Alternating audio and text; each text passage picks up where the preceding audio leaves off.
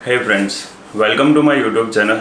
तो आज मैं इस वीडियो में सबसे इम्पोर्टेंट टॉपिक यानी आईलेट्स एग्ज़ाम के ईओआर के बारे में बात करना चाहूँगा। अब इस वीडियो में मैं ईओआर के बारे में A to Z चीज़ें बताऊँगा कि कब अप्लाई करना चाहिए, कैसे अप्लाई करना चाहिए, कौन से सेक्शन में अप्लाई करना चाहिए। तो ये वीडियो पूरा ध्यान से देखना और एंड तक देखना, तो आपके सारे डाउट ईओआर के रिलेटेड जो भी है वो क्लियर हो जाएंगे। ऐसे एजुकेशन इन्फॉर्मेशन बेस्ड वीडियो देखने के लिए डू सब्सक्राइब माई चैनल। बिना टाइम वेस्ट किए वीडियो शुरू करते हैं। मिलते हैं हम इंट्रो के बाद।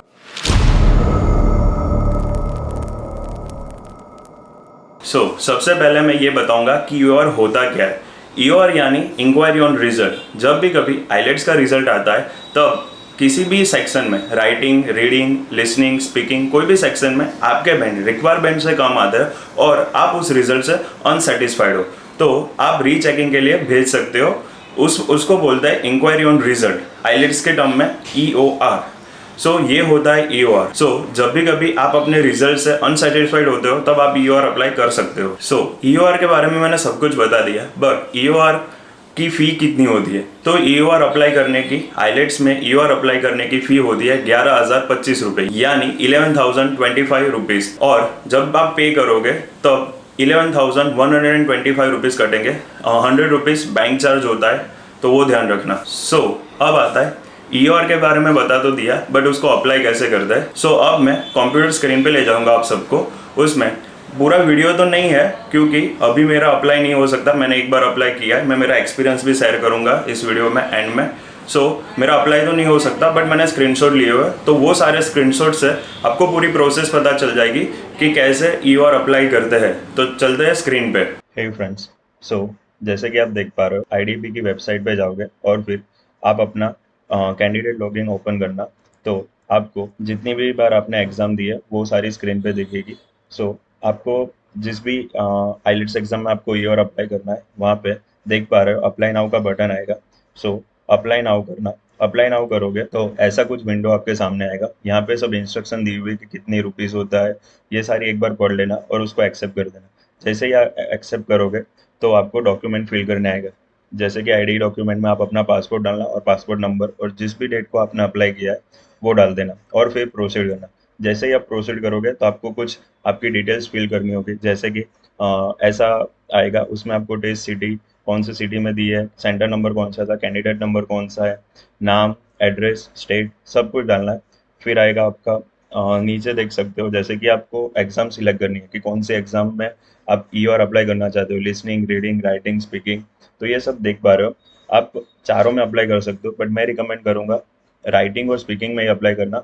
और अगर आपके स्पीकिंग में बैंड आ गए, आपकी रिक्वायरमेंट फुलफिल हो गई है और राइटिंग में ही करना है और वाइस वर्सा, तो एक ही में करना, मैं ये रिकमेंड करूँगा। और जैसे ही आप सबमिट बटन दबाओगे तो फिर से ऐसे ही विंडो ओपन होगी जो आपको रिव्यू करने को बोलेगी कि आपका जो भी डिटेल्स आपने फिल किया है वो बराबर एक बार चेक कर लो और फिर सबमिट करो। तो फिर आप जैसे ही सबमिट करोगे तो फिर से आपको आपके डॉक्यूमेंट अपलोड करने होंगे, जैसे कि आपका जो आईलेट्स का TRF जो भी आया है वो आपको यहाँ पे अपलोड करना होगा। आपके पासपोर्ट की फ्रंट और बैक कॉपी अपलोड करनी होगी और जैसे ही आप अपलोड करोगे आपका EOR सक्सेसफुली अप्लाई हो जाएगा। तो ऐसे आप EOR अप्लाई कर सकते हो। आपको अब पता चल गया कि EOR कैसे अप्लाई करता है। तो जब भी आप EOR अप्लाई करोगे उसके कितने दिन बाद आपका रिजल्ट आपको मिल जाएगा, यानी जो इंक्वायरी ऑन रिजल्ट आपने अप्लाई किया है वो कितने दिनों में आ सकता है। तो मिनिमम 2 दिन या मैक्सिमम टू मैक्सिमम 21 डेज, 2 दिन से 21 डेज के बीच आपका रिजल्ट कभी भी आ सकता है। बट अगर आपका 20 डेज के अंदर रिजल्ट नहीं आए तो आप IDP में कॉल कर सकते हो और इंक्वायरी कर सकते हो कि मेरा EOR का स्टेटस क्या है, यानी कहाँ तक पहुँचा है। ये खुद आईलेट्स की IDP की जो वेबसाइट है उस पर लिखा हुआ है कि 21 डेज के अंदर आपका रिजल्ट ना आए तो आप कॉल करके पूछ सकते हो। और मैं बताऊँ तो ऑन एन एवरेज 10 से 12 दिन में EOR का रिजल्ट आ ही जाता है। जब भी आपका रिजल्ट आ गया, फिर आप अगर आपके बैंड चेंज हो गए, यानी आपने इंक्वायरी और रिजल्ट दिया हुआ है, उसमें राइटिंग सेक्शन में आपके 5.5 है, अगर आपके बैंड चेंज हो गए, यानी जब जो EOR अप्लाई किया है जो भी सेक्शन में, तो जैसे 5.5 बैंड से 6 बैंड हो जाए या फिर उससे ऊपर हो जाए तो आपको आपका पूरा फी रिफंड मिल जाएगा। जो रिफंड आपको मिलेगा वो 10 से 12 दिन में आपके जिस अकाउंट से काटे गए होंगे उसी अकाउंट में वापस आ जाएंगे। तो ये ध्यान रखना कि 10 से 12 दिन में आपका रिफंड आपके बैंक अकाउंट में वापस आ जाएगा। जब भी हमारा पैसा हमारे बैंक में रिफंड होगा तो ये ध्यान रखना कि 100 रुपीज़ काटे जाएंगे, यानी हमारे बैंक के अकाउंट में 11,025 रुपीज़ ही आएंगे, क्योंकि जो 100 रुपीज़ होगा वो बैंक चार्ज होता है, वो नहीं वापस मिलता है। मैं मेरा एक्सपीरियंस शेयर करूँ आइलेट्स यूआर के रिलेटेड, उससे पहले मैं मेरा रिजल्ट दिखाना चाहूँगा। जैसे कि आप स्क्रीन पे देख पा रहे हो, ये मेरा पहले का रिजल्ट है, यानी 3 दिसंबर जब मेरा रिजल्ट आया था तब का ये TRF है। आप जैसे चेक कर पा रहे हो, राइटिंग सेक्शन में 5.5 है। अब जब 8 दिसंबर मैंने यूआर अप्लाई कर दिया और फिर 22 दिसंबर जब शाम को मेरा रिजल्ट आया तो मेरा बैंड चेंज होगा, जो आप स्क्रीन पे देख पा रहे हो, ये न्यू TRF है। आइलेट्स यूआर के बारे में मैंने सारी इन्फॉर्मेशन दे दी। अब मैं मेरा एक्सपीरियंस शेयर करूंगा कि मेरा यूआर का एक्सपीरियंस कैसा रहा। मैंने 20 नवंबर 2021 में आइलेट्स की एग्ज़ाम दी थी। मेरा रिज़ल्ट मैंने पेन पेपर दी थी, मेरा रिज़ल्ट 13 दिन बाद यानी 3 दिसंबर 2021 को आया। सुबह 5 साढ़े 5 बजे आ ही जाता है, आया। मुझे पूरा कॉन्फिडेंस था, मेरी एग्ज़ाम अच्छी गई थी। मुझे सिर्फ स्पीकिंग में डाउट था, क्योंकि ये बार स्पीकिंग मैंने पेन एंड पेपर दी थी, बट कोरोना की वजह से स्पीकिंग कंप्यूटर बेस्ड हुई थी, यानी ऑनलाइन हुई थी। तो जब भी मैं स्पीकिंग दे रहा था तो मार्क्स नीचे उतर रहा था, और 2-3 बार मैं वो क्वेश्चन बोले तो मुझे समझ में नहीं आया, तो मैंने 2-3 बार सॉरी बोला था कि प्लीज़ रिपीट द क्वेश्चन, ऐसा बोला था। तो मुझे उसका डर था कि इसकी वजह से मेरा बैंड कम ना, बट वो मुझे स्पीकिंग में था। बट जब मैं 20 नवंबर 2021 को मैं आइलेट्स की एग्ज़ाम दे के वापस आया, यानी LRW जो बोलता है, लिसनिंग, रीडिंग और राइटिंग, तो मुझे पूरा कॉन्फिडेंस था कि इस बार तो क्लियर हो ही जाएगा, क्योंकि अच्छा गया था और मैंने सही टॉपिक और सही पॉइंट्स लिखे थे जो राइटिंग सेक्शन में मैंने जैसे बोला। और जिसने राइटिंग सेक्शन की वीडियो अभी तक नहीं देखी है, वाई बटन पे आ रही होगी, क्लिक करके वो देख लेना, राइटिंग सेक्शन 1 और 2 की। मुझे पूरा कॉन्फिडेंस था कि LRW में तो कम नहीं आएंगे। फिर 13 दिन बाद यानी 3 दिसंबर 2021 को सुबह 5:30 बजे जब रिजल्ट आया, तो सबसे पहले मैं तो खुश हो गया, क्योंकि लिसनिंग 7.5, रीडिंग 6.5, राइटिंग 5.5। वहीं पर मेरा मूड ऑफ हो गया, क्योंकि हर कोई बच्चा चाहता है कि वो क्लियर कर दे एक ही बार में।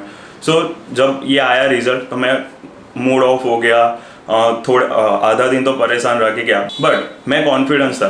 तो मैं TRF की वेट करने लगा, क्योंकि TRF आता है 2 दिन में, और मेरे केस में उस टाइम 2 दिन में नहीं आया। मैंने 2 दिन के बाद मैंने आइलेट्स IDP में कॉल किया, तो उन्होंने ऐसा बोला कि अभी दिल्ली में एयर पॉल्यूशन होने की वजह से TRF डिले हो सकता है, तो आपको 7 दिन लग सकता है। तो वो मेरा वेट बढ़ गया। अगर मेरा 2 दिन में ही TRF आ जाता तो मैं उसी दिन EOR अप्लाई कर देता, क्योंकि EOR अप्लाई करने के लिए आपके पास TRF होना ज़रूरी है। जैसे कि मैंने वीडियो में दिखाया, आपको TRF की कॉपी अपलोड करनी होती है। फिर 8 दिसंबर को मेरा TRF आया, तो जब भी आया तब without any waste of time मैंने EOR अप्लाई कर दिया। 8 दिसंबर को मैंने मेरा EOR अप्लाई किया, और 22 दिसंबर शाम को 5:30 या 6 बजे मुझे मैसेज आ गया मेरे फ़ोन पे कि आपका EOR का रिज़ल्ट आ गया है, आप अपने कैंडिडेट लॉगिन करके चेकआउट कर सकते हो।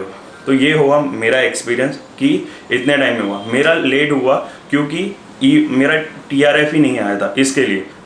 मैं मेरे एक्सपीरियंस से ये बोलना चाहूँगा कि आप कॉन्फिडेंट हो। इवन मैं बोलना चाहूँगा कि 50% से अब हो, 60 to 70% आप कॉन्फिडेंट हो कि आपका आइलेट्स का एग्ज़ाम अच्छा गया है, तो आप without any second thought EOR apply कर दीजिए। क्योंकि बहुत सारे स्टूडेंट के मैंने EOR बदलते हुए देखे, इवन मैंने खुद का 11,125 रुपये बहुत बड़ी रकम होती है, क्योंकि EOR की जो फ़ी होती है वो 11,125, और अगर दूसरी बार आप एग्ज़ाम देना चाहो आइलेट्स की तो वो पूरी 15,000। तो बहुत सारे स्टूडेंट सोचते हैं कि 11,125 फ़ी दूँ और नहीं चेंज हुए तो 11,125 भी जाएंगे, और फिर से 15,000 रुपये आइलेट्स के एग्ज़ाम के लिए भी देना होगा। बट अगर आप कॉन्फिडेंट हो कि मेरी आइलेट्स की एग्ज़ाम 100% अच्छी गई है, अगर आपके क्लासेस में जा रहे हो तो क्लासेस में बैंड अच्छे आ रहे हो, तो आप एक बार टीचर या आपके जो मैम या सर है उससे डिस्कस करो। अगर घर पे प्रैक्टिस कर रहे हो तो पता ही होगा कि आपके 6 बैंड से तो ऊपर ही आएंगे, क्योंकि आपको अपनी रिक्वायरमेंट कंप्लीट करनी होती है। तो आपको पता रहेगा कि मेरा 6 बैंड से तो ऊपर आएगा। और अगर आपका 5.5 आया है तो विदाउट एनी थॉट आप EOR अप्लाई करो, आपका EOR का रिजल्ट 100% पॉजिटिव आएगा, क्योंकि बहुत बार मैंने ऐसा देखा है कि आईलेट्स के रिजल्ट रिपीट होता है, यानी आपने आगे जो दिया होता है वही बैंड आपको मिलता है। सो ये बहुत बड़ा ब्लंडर है आईलेट्स की एग्ज़ाम में, तो ये ध्यान रखना। बहुत सारे स्टूडेंट के बैंड चेंज होते हैं, वो दे तो देता है 5.5 और चेंज होता है। और ये ध्यान रखना कि आपके बैंड, मैं मेरे एक्सपीरियंस से बोल रहा हूँ कि जिस बंदे ने, मेरा एग्जामिनर जो था पहले, उसने मुझे 5.5 दिया, आपको मेरा रिजल्ट उसमें क्लियर लिखा है कि मेरा जो इंक्वायरी ऑन रिजल्ट है वो IDP है, तो ऑस्ट्रेलिया जाएगा। ऑस्ट्रेलिया जाके उसके सीनियर ने चेक किया तो उसने मुझे 6 बैंड दिए। तो ये ध्यान रखना कि सीनियर 6 बैंड दे सकता है, तो वो एग्जामिनर तो दे ही सकता था, बट मुझे नहीं पता क्यों ऐसा उसने नहीं दिया। इसकी वजह से मैंने EOR अप्लाई किया। अगर आप 60 to 70% कन्फर्म हो कि मेरी एग्ज़ाम अच्छी गई है, तो आप EOR अप्लाई कर दीजिए, आपका रिजल्ट अच्छा, आपका पॉजिटिव ही आएगा। और मेन चीज़ ये ध्यान रखना कि EOR अब कौन से पार्ट में अप्लाई कर सकते हो। 110% बोलो, अगर लिसनिंग में 5.5 और रीडिंग में 5.5 है तो मत कीजिए, क्योंकि वो एक आंसर ही होता है जो एग्जामिनर के पास भी होता है आंसर से, वो सिर्फ चेक ही करता है कि ये लिखा है तो यही आंसर होगा। उसमें आप अप्लाई मत करें, आपके 11,125 रुपये वेस्ट जाएंगे। सो मेरा रिकमेंडेशन यही रहेगा कि आप EOR ओनली ने ओनली राइटिंग सेक्शन और स्पीकिंग सेक्शन में ही अप्लाई करना। वैसे चारों में कर सकते हो, बट मेरा रिकमेंडेशन यही रहेगा कि राइटिंग सेक्शन और स्पीकिंग सेक्शन में, क्योंकि हर एक का राइटिंग अलग होता है, हर एक की स्पीकिंग अलग होती है। ऐसा नहीं होता कि सेम ही आंसर सब देंगे। एक ही टॉपिक पे मैं कुछ और लिखूंगा, आप कुछ और लिखोगे, एक ही टॉपिक पे मैं कुछ और बोलूँगा, आप कुछ और बोलोगे। सो ये इंडिविजुअल टू इंडिविजुअल डिफर करता है कि कौन कैसा लिख रहा है, कौन कैसा बोल रहा है। सो राइटिंग सेक्शन और स्पीकिंग सेक्शन में बैंड चेंज होने की प्रॉबेबिलिटी बहुत ज़्यादा है। और मैंने मेरे फ्रेंड का 5 बैंड से 6 बैंड होते देखा है। बहुत सारे मैंने वीडियो देखे, वो ऐसा ही बोलता है कि 5.5 है तो ही आप अप्लाई करो, 5 बैंड है तो अप्लाई मत करो, 1 बैंड नहीं बढ़ता है।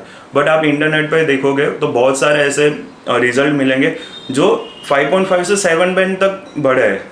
सो आप सोच सकते हो कि कितना डिफरेंस आ सकता है। तो मेरा फ्रेंड का है जिसका 5 बैंड था, उसको कॉन्फिडेंस था, तो उसने EOR अप्लाई किया और उसको 6 बैंड हो गए और उसकी रिक्वायरमेंट फुलफिल हो गई। सो आई होप आईलेट्स के EOR के इस वीडियो से आपके EOR के रिलेटेड सारे डाउट क्लियर हो गए होंगे, और इस वीडियो से EOR कैसे अप्लाई करता है, कौन से सेक्शन में अप्लाई करना चाहिए, ये सारे डाउट आपके क्लियर हो गए होंगे। सो ऐसी इन्फॉर्मेशन बेस्ड वीडियो देखने के लिए do subscribe my channel, comment on this video, comment करना कि आपने EOR अप्लाई किया, पहले कितने बैंड थे और अभी कितने बैंड है। सो बहुत सारे स्टूडेंट को हेल्प होगी इससे। सो मिलते हैं हम नेक्स्ट वीडियो में, तब तक के लिए जय श्री कृष्ण।